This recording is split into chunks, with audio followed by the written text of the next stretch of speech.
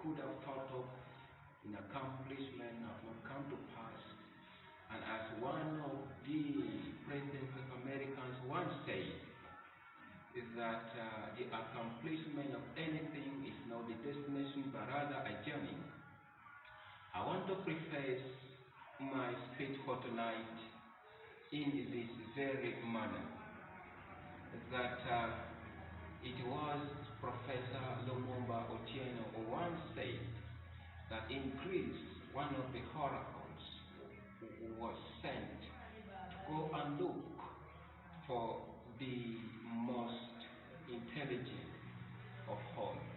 And the oracles having come back said Socrates was the most intelligent man that ever lived in Greece.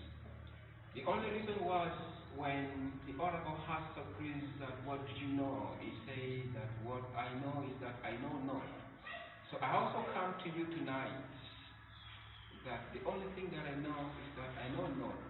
And what I want to share with you is about the makeup, the lipstick that ladies have performed themselves,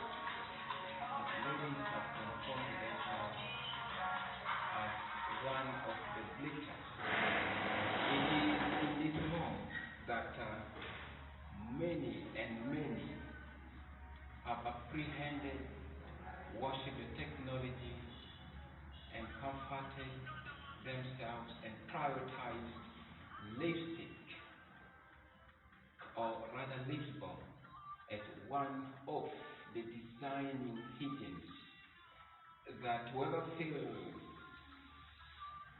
has not incorporated into her makeup, then she doesn't feel the comfort, even when she is being described by her butlers, by her wooers. So, as Professor Otieno once said, that it is better to appreciate the history for us to move forward and Anushaya. This is what I want you as ladies, said women and girls, and for whoever, because I know there also are the men out there who do use lip balm for them to soften, or rather in a manner that they feel comfortable in. It is in the years of 1880 when the American inventor Charles Brown Fitch marketed the lip balm, and more than 40 years prior to the commercial introduction of lip balm by Fleet, an American author by the name of Lydia Maria Child recommended the use of earwax as a treatment for the cracked lips in a highly popular book, The American Frugal Housewife. So you'll find that Fleet's invention was into the appreciation of the tracery that was made by Maria Child Lydia into earwax. So in 1800s, you will find that glycerin was already into usage and it joined the arsenal of skincare products. Late in 18th century, but Vaseline was already in usage by then. Before the first introduction of the first lip balm in 1880s by Fleet. Though we may be asked to apologize or to castigate something, we should not ignore the positive parts and rather the negative parts of it. So we must present a neutral point. As I earlier said, I do not hold monopoly of what I am speaking about. I also want to have this which may go hand in shoulder into the negative part of you using the lips balm. There are particular ingredients like menthol, like camphor, like phenol, and other sorts of alcohol that may provide cooling sensation and but again may irritate in some other cases and remove the outer cover of her skin, which may again leave her lips prone to other environmental hazards. So we should avoid such lips balm that do have concentrated alcoholic ingredients in them. And above all, we should also appreciate the history in a way that it specifies to us, because in the negative part it continues to have us understood that some other lips balm may also cause allergic reaction. You'll find that there are some other lips balm that do have halogens in them. So by we continuously using them, we shall feel pain, and not only pain, it may cause rashes, and ironically, rashes may turn out to become chaps, or rather make her lips chaps, in such a way that it may appear to other people around you with a negative impact that may prevent them either from appreciating the technology or the use of wax or in any other way. Just like one of the cosmetologists, and that is Melissa Butler, once said that a man may describe you beyond what you could have been having in yourselves, because he wants to win you by sweet talking you in one way or the other. But rather that women have worshipped technology of lips balm, the cosmetologies in such a way that we do not select the appropriate color of the lips balm to apply, and that she is not offended by seeing the people of South Africa, Nigeria, and some other countries where races have become the topic of talking point in their land, that bleaching is one of the apprehended and the most practiced behavior that is already in the DNA of such people.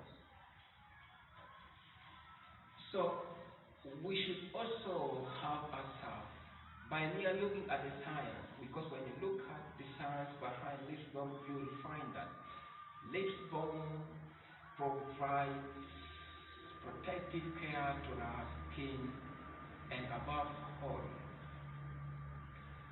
though it provides protective care to our skin,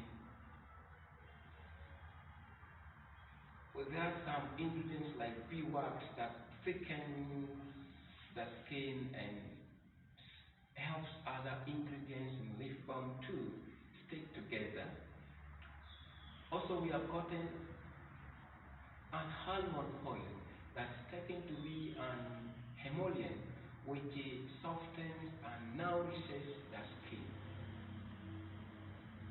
So, what do we have to say about the continuous and the compound or the perpetual usage of the lips balm? In some other cases, you'll find that when you continuously use lips balm, then your lips may stop producing natural oils, and you may become addicted or dependent on the lips balm for you to have moisture in your lips. So that is also one of the disadvantages of you continuously using lips balm. I have said in my earlier preface that it is better to appreciate the history for us to go and shine. So, as you continuously use lip balm, you should just be selective and upon which kind of lip balm is suitable for your case. Because from there you will find out that we have gotten several types or categories of lip balm. Among them we have gotten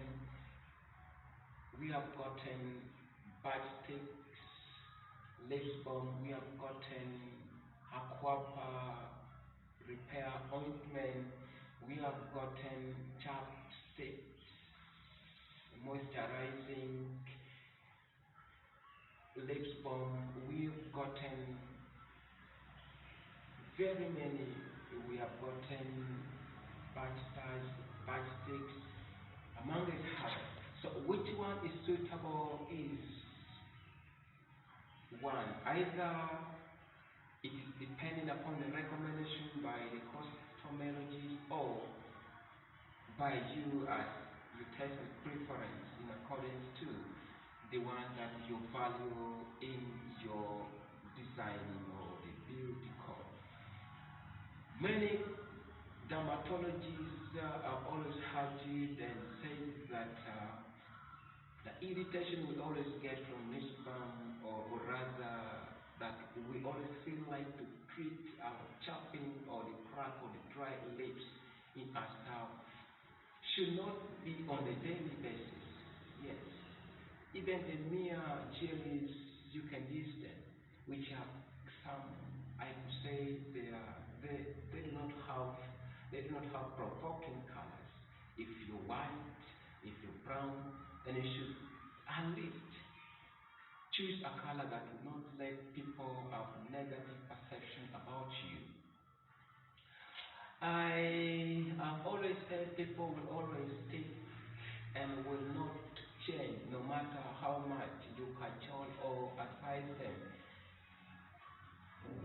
Because in one of the summits that I attended, it was Women's Day in one of the districts in northern part of Uganda. One of the students from one of the single schools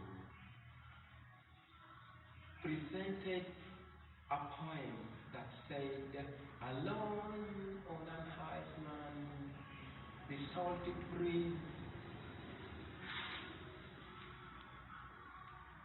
hits my face.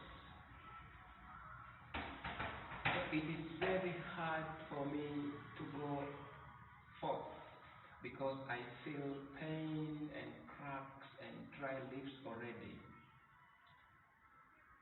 Checking into my pockets, I finally find my lip balm, and I sit in comfort, in recovery, that I will no more suffer, and in a calm that I will provide myself with the comfort of the lip balm." I want to say, as Professor Lumumba said, as a castigator, as a critic, you should not criticize, because as you criticize in a negative manner or in a positivizing manner, but rather when you bring all the particularities of the negativizing and the positivizing parts and you neutralize them, you go forth practicing your innate betrayal, what makes you comfortable, you will at last have the initiative that will be grounded unto you and that will concentrate you either within something that will cultivate positivity continuously or cultivate negativity continuously unto you. Thank you so much, ladies, women, girls, sex, and people from different categories, levels, and capacities that have attended to me in this early morning. I want to say thank you and